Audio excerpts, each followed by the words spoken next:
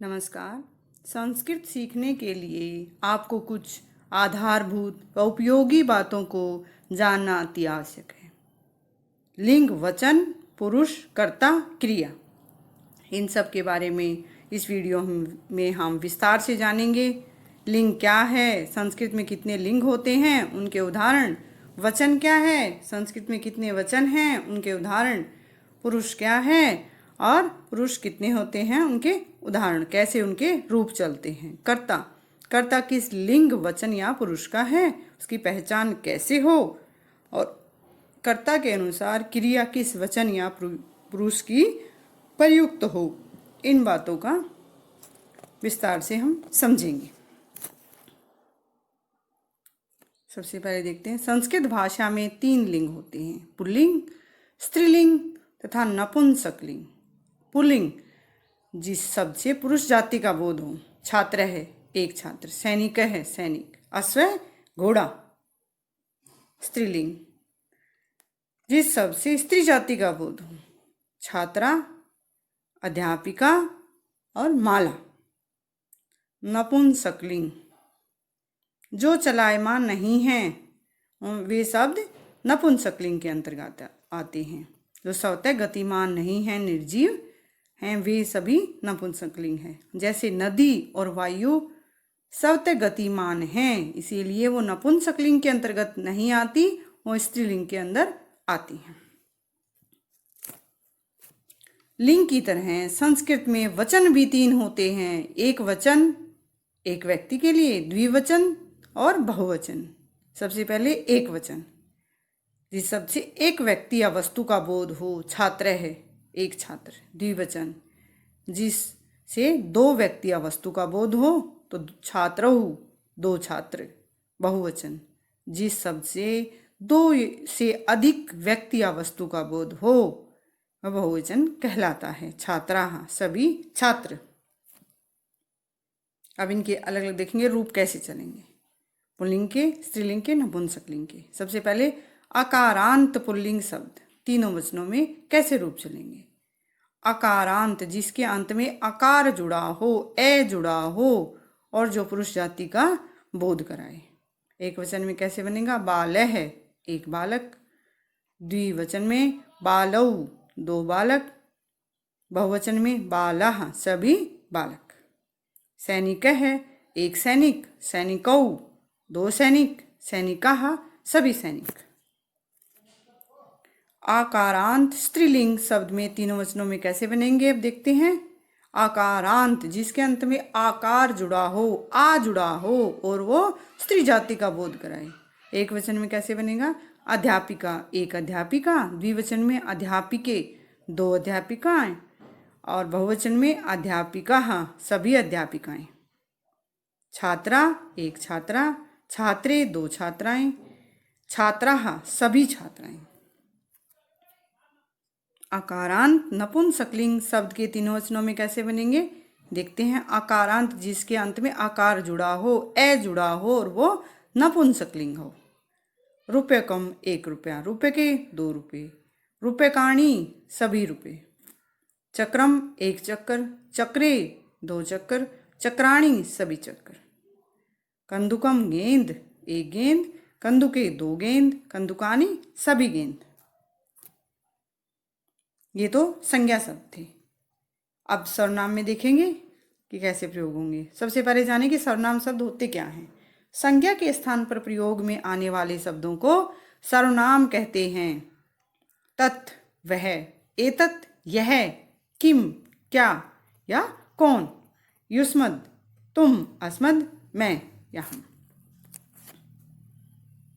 अलग अलग लिंग और वचन में देखेंगे सर्वनाम शब्द। सबसे पहले देखेंगे तत्का। तत्का अर्थ क्या होता है, वह, पुल्लिंग में।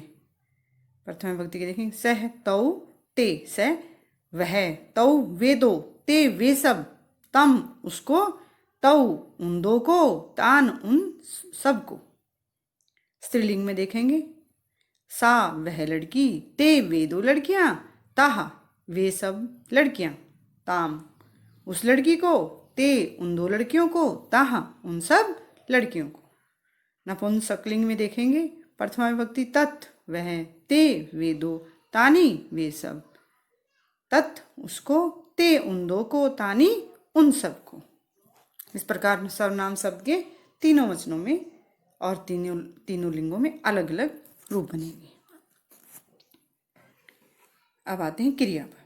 कर्ता, क्रिया को करने वाला कर्ता कहलाता है। उसमें प्रथमा विभक्ति का प्रयोग होता है और इसका चिन्ह होता है ने। काम को करने वाला कर्ता कहलाता है।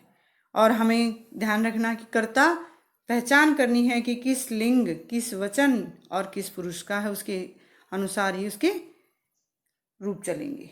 जैसे अश्व है धावती, घोड़ा दौड़ता है, अश्व करता है। बालव पढ़ता है, दो बच्चे पढ़ते हैं। छात्रा नमन्ति, छात्र नमस्कार करते हैं, सभी छात्र नमस्कार करते हैं। कछपै सनई, सनई चलती, कछुआ धीरे धीरे चलता है। सस्कौ तीव्रम धावते, दो खरगोश तेज दौड़ते हैं। अब दो है तो द्विवचन की ही क्रिया आ गई इसके साथ। मृगः अपि तीव्रम धावन्ति, सभी मृग भी तेज दौड़ते हैं। तो बहुवचन है तो बहुवचन की क्रिया धावन्ति प्रयोग हुई। अब देखेंगे क्रिया क्या है। जिससे किसी कार्य के करने होने का पता चले उसे क्रिया कहते हैं। क्रिया के मूल रूप को संस्कृत में धातु कहते हैं। जैसे पट धातु का अर्थ है पढ़ना, लिख का अर्थ है लिखना। पुल्लिंग, स्त्रीलिंग और नपुंसकलिंग तीनों लिंगों में धातु के रूप समान रहते हैं। काल को संस्कृत में लकार कहते हैं, वर्तमान काल में लट लकार कहते हैं। तो लट लकार में कैसे रूप चलेंगे, अलग अलग पुरुष और वचन के देख लेते हैं। पढ़ती, पढ़ते है, पठंती, पढ़ती पढ़ता है, पढ़ते दो पढ़ते हैं और पठंती सब पढ़ते हैं। मध्यम पुरुष में कैसे बनेंगे, पठसी तुम पढ़ते हो, पढ़ते है तुम दो पढ़ते हो, पढ़ते तुम सब पढ़ते हो। उत्तम पुरुष में पठामी मैं पढ़ती हूँ, पठावे हम दो पढ़ते हैं, पठा मैं हैं हम सब पढ़ते हैं।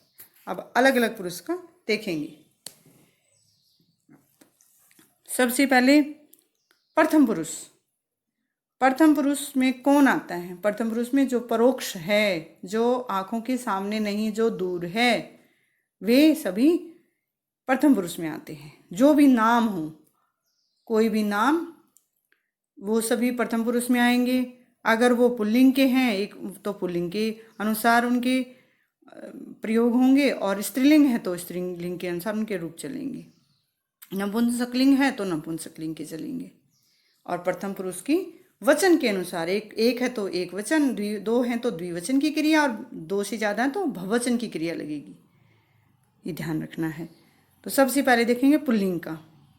सह गच्छति वह जाता है, तौ गच्छता है वे दो जाते हैं, ते गच्छन्ति वे सब जाते हैं। ये पुल्लिंग के लिए आ जाएगा। पुल्लिंग में कोई नाम, जैसे राम है रामौ रामाः, ये भी आ सकता है। स्त्रीलिंग में देखेंगे सा गच्छति वह जाती है, ते गच्छता है वे दो जाती हैं, ताः गच्छन्ति वे सब जाती हैं। इसमें लता का भी आ सकता है, लता लते लता।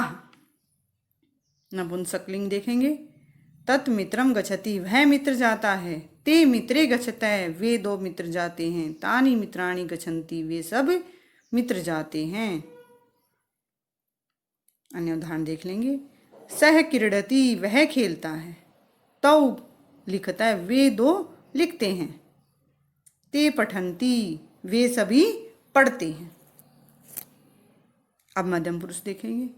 मध्यम पुरुष जो प्रत्यक्ष है, जो आंखों के सामने है, जो पास है, उसके लिए प्रयुक्त होता है।